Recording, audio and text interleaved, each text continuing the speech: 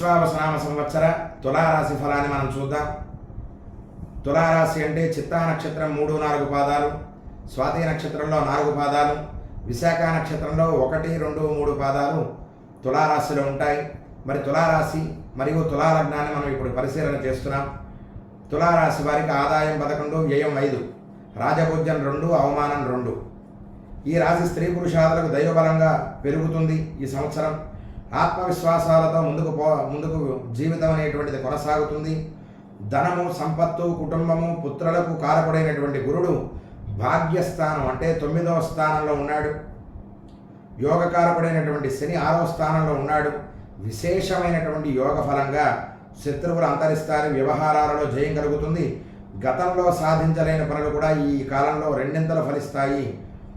ఏ వృత్తి వ్యాపారంలో ఉన్న వారికైనా సంవత్సర ప్రారంభం నుండి 2 లేదా 3 మాసములు ఒడిదుడుకులు, ధన నష్టము, గృహ సంబంధ రీత్యా విపరీత ధన వ్యయం, అంతేకాదు ఆ యొక్క రావలసిన సొమ్మును ఆటంకాలు, అపనిందలు వంటివి కలిగిన అవి జూన్ నుండి అంతరించి ఉభయక్షేమం కలుగుతుంది.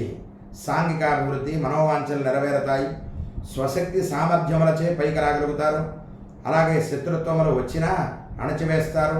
నూతన ఆలోచనలు అలాగే పోకడల చేతే సంఘంలో గౌరవ మర్యాదలు పెరుగుతాయి. తులారాశి వారికి సంవత్సరం పుణ్యక్షేత్ర సందర్శనం, గృహంలో శుభకార్యాలు కలిసి వస్తాయి.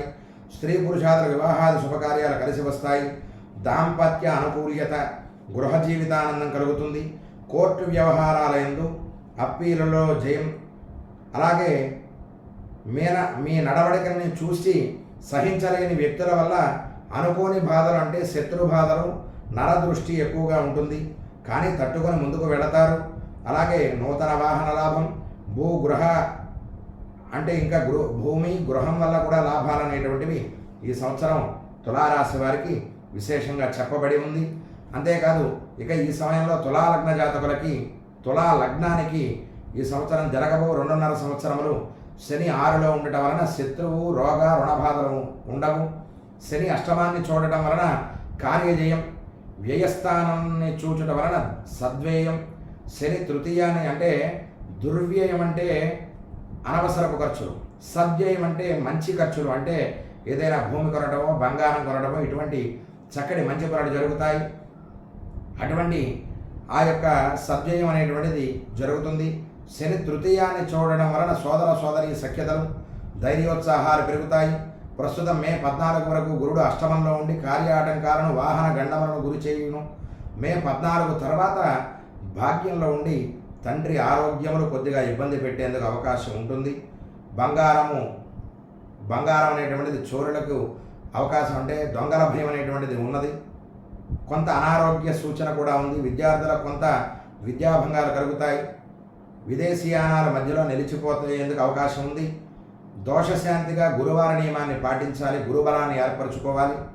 మరి వారు శనగలు నానబెట్టి ప్రసాదంగా చేసి వాటిని మనం భక్తులకి పంచడము, లేదంటే విప్రులకు కేజింపావు చొప్పున ఆ శనగలను 5 గురువారాలు చక్కగా దానం ఇవ్వడం మంచిది.